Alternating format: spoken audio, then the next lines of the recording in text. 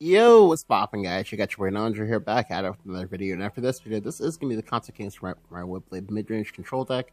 Now, I played a bunch of games that both on-screen and off-screen. The deck worked pretty well, like, even with, like, the hodgepodge of, like, questionable quote-unquote cards I have going on in this. Now, the interesting thing is that I also had, like, my boys, Rather Life, as well as The Most Curious Thing.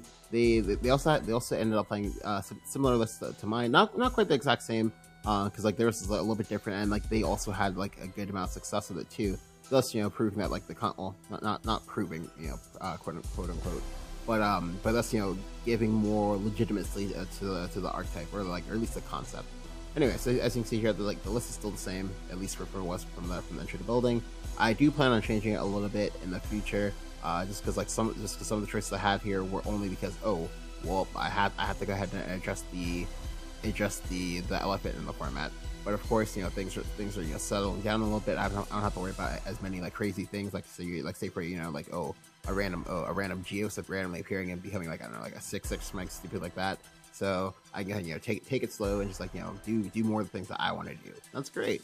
Anyway, so for these games, I played versus a ton of Portal when I was looking for Game Surf Forward, and these games are actually like pretty nice, I think. So I'm just gonna go ahead and show you guys that, and of course in the second part, I'll go ahead and cover some of these sword games. I'm not sure how many sword games I'm gonna cover, because I think one of them was like versus Spartacus, and that's like a non-game. But I'll eat Spartacus for breakfast. All right, so let's get started. All right, so first game. So, or rather, no. Yeah, even for that, let me just like, I guess, like illustrate like a lot of what happens in this matchup. So basically, they have the other shot on 4, going second, of course. They have upper and things like that, and then you have to like try to force through all 3 of your axemans and then just like race them down.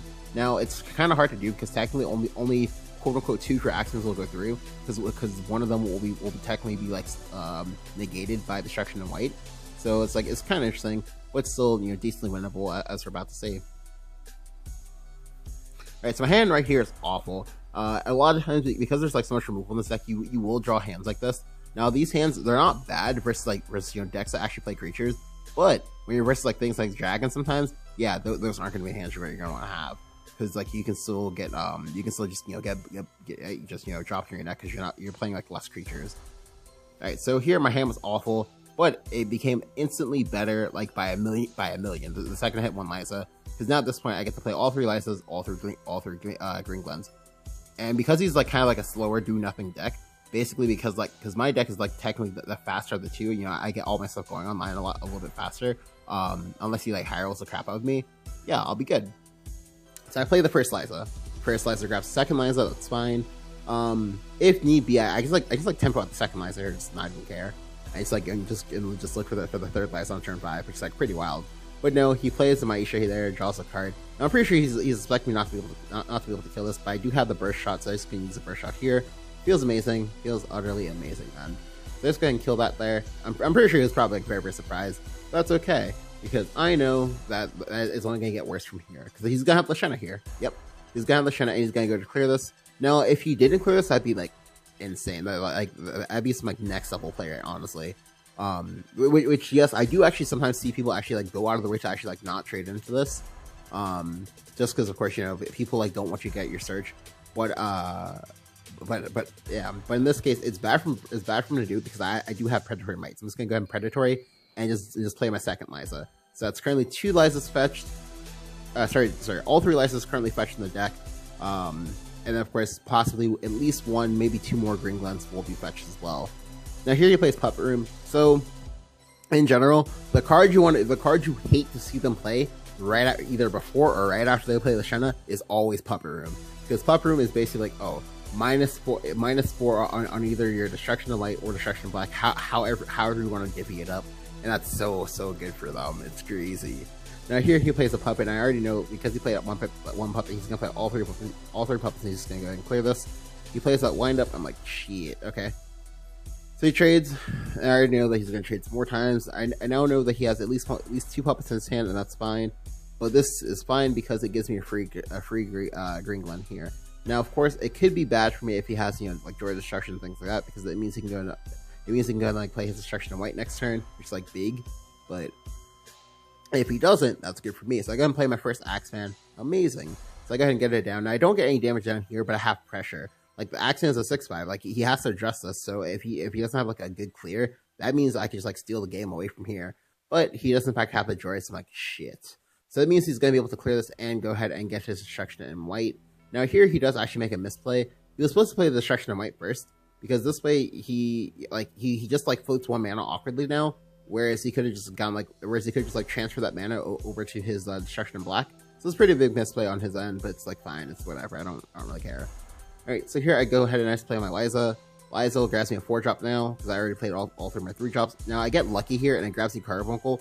The Carbuncle pickup is ridiculous. So again, like for those you keeping track at home, the Liza's finding that one Liza. The one Liza found me 5 cards. This put 4 cards back into the deck. So at this point, I'm like the cards that would have drawn naturally, whatever, that are instead drawn with Liza, can now just be Carbuncle Sparkles. So an additional interesting fun fact is that if you're at 20 versus the Shenna deck, or when they're trying to drop destruction blacks on you, that gives you 2 turns. You have 2 turns to either win the game or somehow neutralize the threat. Most times it's just win the game because like it's hard. Like you have you find your FOG and things like that or like neutralize the threat. But if you have healing, that means you get to buy yourself an extra turn, and that extra turn could be the difference between winning and losing. So I do go ahead and evo here to go back up to full, and also go ahead and get to play out my 3rd card this turn, so I can go ahead and trigger my destruction and trigger my Axeman. I'm sorry. Now mind you, the Axeman trigger won't matter because of course he does in fact have his destruction white going. So the only Axemans that'll matter is Axemans 2 and 3. Now here he plays a second Lashena. Now remember, he still has 2 parts. He still has like about half of the pup room left, so he can still make it. So he can still like get this to come down soon. However, I know he's gonna get baited and he's gonna try to play both destruction blacks now. So I have a decent amount of time. Now, not that much time, but some time, and that's good. It helps that I've been able to get 2 of my Axemans into play. And of course he's gonna go ahead and he's gonna let me get 3rd this turn most likely, but he does not do it. That's fine. I have found Angel, so I'm just gonna trade into Lashena anyway. Here I do need to pick up a 1-drop. I do get lucky. I pick up 1 of my 1-drops. Now mind you, from that game set, I did have 8 different 1-drops I could have picked up, so I had odds. Yeah, I had like decent odds of doing this. Alright, so I go ahead and I play my Axeman, trade my Liza, go, and now I have a 6/4. Now he actually does take damage each turn instead of like just taking damage and going back up to full. Now he actually takes 2 damage per turn. This way I've now safely added my 3rd Greenland to hand. I can even go ahead and trigger it next turn, guaranteed to, as well as clearing any 2 creatures if I like in the process too, and that's pretty great. Now here he plays more puppets. I'm like, sure, I guess this means I'm getting droid because of how he played that out. I'm like, fine, it's not a big deal. Really annoying, but not a big deal. So yeah, he plays the droid. I'm like, sure. Into destruction in white. Into destruction in black. I'm sorry, destruction in black. Into Disciple. Yep, draw last. Sure. I mean, it's fine though. Like we always knew he was going to make this play. But yeah, I do think he could have arguably gotten a slightly cheaper destruction in black as well as destructions in white. But like, because he didn't need this one. So if this one was already in his hand, they made a misplay. But if it wasn't, then it's whatever. Anyway, so here I picked my first copy of Carbuncle Sparkle. Now I can't play this turn because I'm still technically at full. So using it this turn is a good recipe for me to just like die. So I'm just gonna go ahead and hold it, and so I'll go ahead and play out my Ephemera as well as my Axeman and my Fairy last. So this way I go ahead and I fill my play 3 things this turn. Next turn I draw 2 cards. I draw more cards to have Carbuncle Sparkle. Now I currently have three more Sparkles in the deck, so that's what, 1 in 8 basically, slightly under 1 in 8 odds, so like about 12% or so, or close to about 10 or so. No, close to about like 11 or 10. Anyway, so here, notice how he just took a lot of damage that turn. Mind you, I also took a lot of damage too. But notice how like he went from taking like 0 damage a turn to 2 damage a turn to now he takes 4 damage a turn, irregardless of what I do. And because of all the Liza things and whatnot, I have so many cards in hand. Notice how these 2 cards have been in my hand since like turn 1. I've never played them, and this has been in my hand since like turn 4. Like again, I've only just been playing cards to the right of my hand this entire time because I haven't actually needed to do anything else. Now here he plays Destruction in white. I'm like, shit. Because like next turn he'll be able to play Destruction in black guaranteed. Now he does play Miraculous Invention, that's fine. Now he plays Apostle here. The apostle play was kind of suspect, honestly. Alright, so the reason I didn't like it is because, like, what if I somehow, you know, heal, but also leave you board locked at the same time, right? Like, then what are you doing for your life, right? Because then you just, like, take damage, and then there's a good chance I can just, like, kill you randomly, right? But that's just like me. I don't know. Like, so what I go ahead and do here is I just gonna play up my sparkles. And I do actually misplay here. It's a slight misplay, but still misplay. I go ahead and I play up my Carbuncle Immortal Jewel. And I go ahead and I don't Evo first before playing my last Carbuncle. I do go ahead and play the Ward of Unkilling. Ward of Unkilling is a nice pickup here because it lets me block some damage here. And I do go ahead and, like I said, I use the Carbuncle Sparkle here before actually, like, doing it correctly. The Evo thing might not matter that much, but it could have mattered, but it doesn't matter in this particular instance, and that's okay. I heal up for one more time. That's great. I go ahead and play my Carbuncle Sparkle here, I believe. Now, I do also draw in... Okay, no, I don't actually play it at all. Oops. I actually should have played it there. Yeah, I actually should have played it there on the off chance that I pick up another Carbuncle Sparkle. The reason why is because, once again, I'd be at yet another cute breakpoint. Because I'd be back at... Right, so I'd be at 16, right? I'd be at 16. I would go ahead and I would take 5. I would then go ahead and be at... I would then go and be at 11. So he would still be forced to play Destruction in Black this turn, and he wouldn't have any puppets to play, so he was like, just like, have to, like, let me keep this board, in which case he would just, like, die to Lena, which is, like, pretty funny. But I didn't actually do it. But it's one of those, it's like a small thing like that, like, only I would notice this shit. Like, it's like a very, very small thing, but it does matter. Now here I take my 5, that's fine. My creatures are all dead again, that's okay. He just plays up the Destruction in Black, so now this is another for shut up turn. Alright, so options to win. I either hit two Carbuncle Sparkles into an FFG, like, or well, really just like the Carbuncle has to find me either Loena the Bro family, or not more Carbuncles, or it has to find me or it has to find me FFG. It has to be like one of those. So I'd like really quickly. So he's gonna forget how many Carbuncle Sparkles I played in this game. I played 2. I have 1 in my hand. So that was like a 5 and 24, 6 and 24 with the Luane, and then lastly 8 and 24. So I had 1 in 3 odds. 1 in 3 odds to draw something that would somehow, like, stop me from dying here. Anyway, but I do actually draw the leaflet here. So as you're about to see, I go ahead and play Luane. Luane gives me Elsam. I play Elsam. I go ahead and evolve Elsam. I then go and play Lena. Lena will self-evolve. So both of those 2 creatures will hit face for 8. I played 3 creatures this turn, thus gave me my Axeman triggers, and boom, Bob is your uncle. I did something very, very small, but very, very big that turn. Like, I basically took 6 actions. 6 actions for free, hit him in the face for a ton. And even though he's at 12, yeah, I win the game. Wow. Amazing. What the? Amazing. So amazing.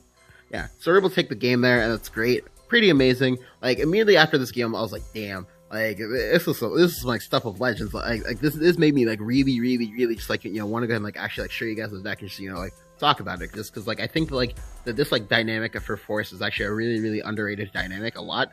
Like, because I literally haven't seen anyone touch on it. You know, Axeman rotates in about 3 months or so, so it's, like, still really, oh no, 4 months actually, about 4 months or so. So it's, like, still a pretty potent, you know, package. They can just, like, you know, it's very flexible. Because you only need 6 cards. Like, you only need your license and your Axemans, and boom, you're good to go. You just make it last for 34 cards, whatever the fuck you want.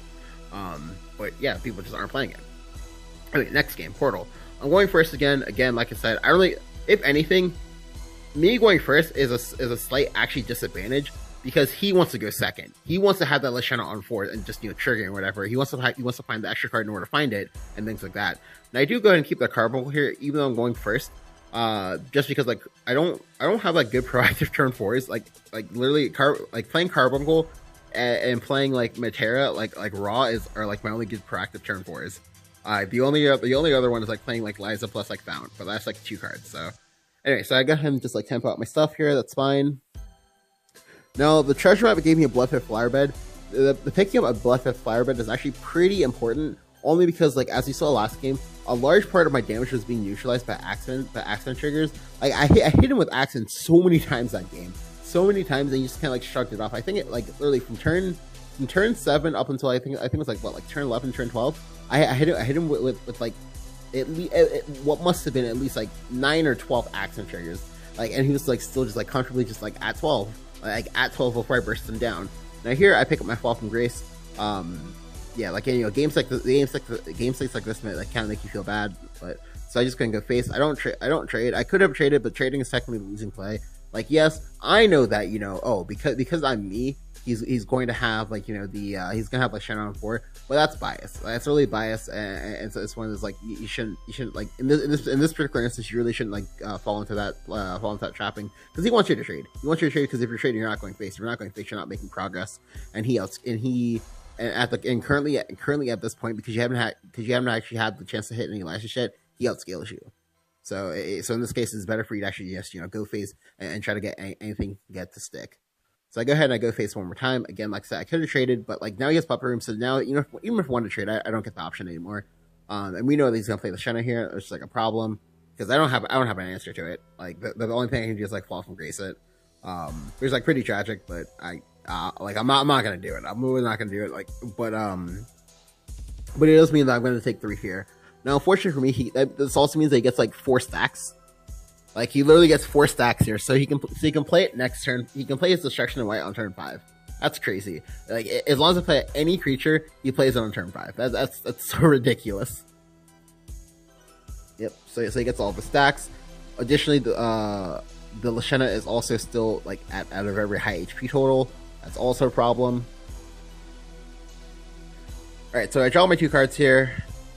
I pick up another copy of Treasure Map, so I get another bite of the apple. There are many different outs here that I can be something to do, but obviously at this point I either want Great Desecration or I want to get the Force Craft one, because I can stop the Lashena from attacking. Now here I actually get the Great Desecration. Now here you actually do see me make a slight misplay. I 100% should in fact have played out the Predatory Might. I literally did not, because I'm greedy as hell, and because I didn't want him to know that I was playing these. But getting the mana here is very important, because like while I don't have fixed mana turns in which where I'm shot for mana, like it's just a nice play, like because like he can't punish me for doing it, right? So, but he can punish me for not doing it, which he does here, because Predator Might, they're only gonna hit the 1/1s now, which is a problem. So, however, I get lucky and I tap like Matera, haha, not punished. So I can go ahead and I can just like go ahead and ping that down with Matera. And I can just double trade and then play Predator Might if I like. I'm not sure if that's actually what I do. I don't think, yeah. I literally just gonna make the trade. I make the trade, then I realize that, I shouldn't play anything else out. However, playing out the Strapper Blade was important there. Literally because like I'm never gonna use Strapper Blade for anything else this game, and I want the zombie. Like that's just how it is. So he plays Puppet here. He makes a trade. I'm like, is he just gonna let me draw cards here? So now at this point I'm getting scared. I'm like, oh crap, he's gonna make me overdraw, isn't he? Because he's gonna be a dick. Like, but he plays Destruction in White here. That's fine. Plays another Puppet. So I'm like, yeah, he really is gonna make me overdraw. Shit, that's actually so bad. So I got like hella punished for this like gross misplay. Like even if I didn't want to play it that, I could just like play it with the Flower Bed instead. That would have been perfectly fine. But I chose to do neither one of these things, and now I'm getting punished for it. I also don't get a zombie this turn too. That's also important. But yeah, so I literally overdraw a card. Thankfully, I don't overdraw the Axeman. That's really important there. If I had overdrawn the Axeman, that probably would have been a game loss, to be honest with you. So we got fortunate there. Yeah, so I only ended up overdrawing the Ephemera, but notice how this turn would have been considerably better if I just kept the card, right? If I just like used the Strapper Blade, like I would have a zombie. I could just evolve and go face, and I would have a good Axeman turn. Like life would have been great, amazing, honestly, but I didn't do it because I'm bad. All right, so I go ahead and I develop my Flower Bed there because now I know that I have an Axeman going. Well, he's already played a billion puppets, and I actually do need to actually kill him now. So, like things are hard. Things are very, very hard now. All right. So currently, I do 1 damage to him, regardless of what happens over the course of the turn, because he has the Destruction of White blocking my first Axeman, which is like a problem. So I do have to get lucky, and I do have to top deck Axeman because that was a turn 7 Destruction in black. Yep. Yeah, crazy, right? So at this point, you're like, fuck, like how's Nanji gonna win this? Now, thankfully, I do have the Fall from Grace in my hand already, so I'm just gonna neutralize that. Now he's like forced to have to do other things, which is great, amazing. So what I'm just going to go ahead and do here is I'm just going to make the trade. Play Paradise Vanguard. Going to go ahead and evolve it. Make another trade. Make one more trade. And then I can go ahead and play out the fairy, and that's great. Oh, also he takes 2 damage this turn. Now, the nice thing is that I was able to stop Destruction Black. So now, if he wants to do this, he's gonna have to apostle that or play another Lashena. So one of the two. Either or, I still have time. I now have time literally because I had the effigy when I needed it, right? So it's great. So he plays like even more puppets. Like alright, so most times, I'll be honest with you, most times I actually do lose track of just having puppets my opponents play over the course of these games.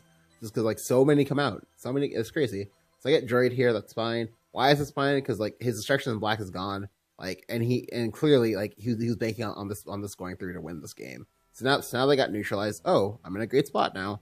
Because now I just have zombies and axeman triggers going off every single turn. It's amazing. So I go ahead and I just Predatory Might here. Honestly, I literally played the Predatory Might there because like I didn't really care how I did this because it wasn't going to change things really. I go ahead and I just play my Lena.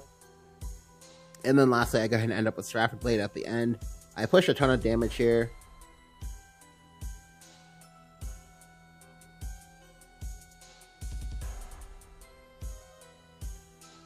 Yeah. Stands at 5. He goes up to 7. Now, unfortunately for me, because I didn't actually get to play the fairy from earlier, and because he's still healing, I would have actually had lethal as long as I got this fairy into play, but I didn't do it. So, unfortunately for me, it's not yet lethal. Until you factor in the Great Desecration. The Great Desecration is what makes it lethal now. So here he plays Maisha, but like it's too late. The damage is already done. Tech choices mattered. Just saying. I'm just saying. You know, tech choices did matter here. Pretty great. Kills his Maisha. Honestly, at this point, like I feel like there was like no point really killing the Maisha, but that's just like me. I don't know.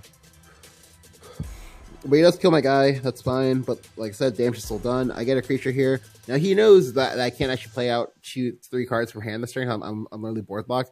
But I do have Burst Shot, and Burst Shot is gonna take the win here.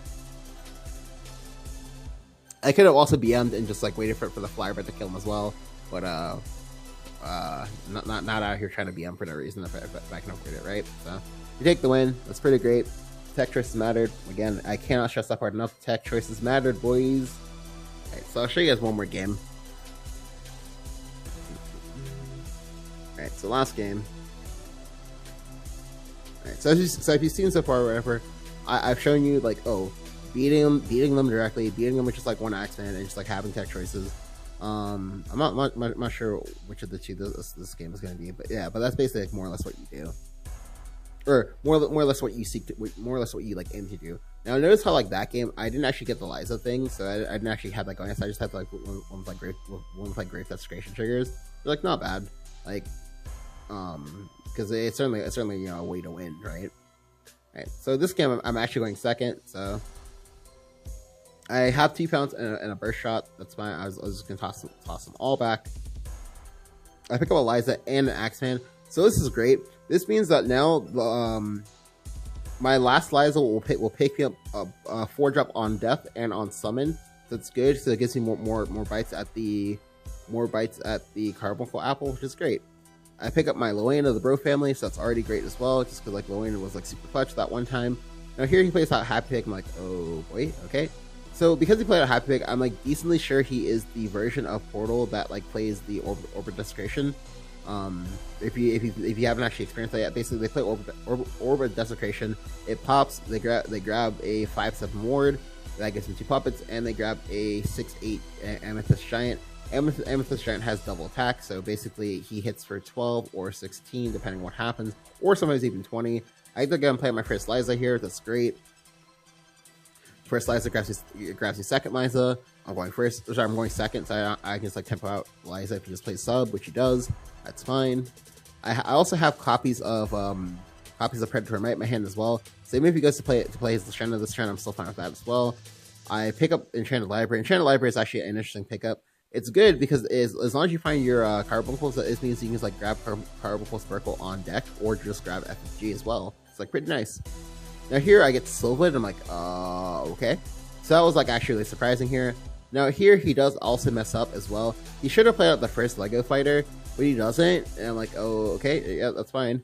He evolves this one though, yeah, like, so the reason why you need to play the first LEGO Fighter is because the Excels do count as spells, so he would have given one of the LEGO Fighters Bane, and then both would have had double attack, so that would have been like very, very imposing, but of course he does all this, and then, alright, so honestly, I mean, truly not, honestly though, if you're gonna make this play, you needed to just like evolve this, like just, I'm gonna kill this one, but I don't think I can kill this one and kill this one, right? Like evolving this does nothing, like evolving this basically just says, oh, I think that you're a bad player, and I think that you think that, that you're gonna go ahead and clear this 3-3 and just like let these two live. There's no world in which I let that Lego fighter live, right? Anyway, I just gonna make the trade here.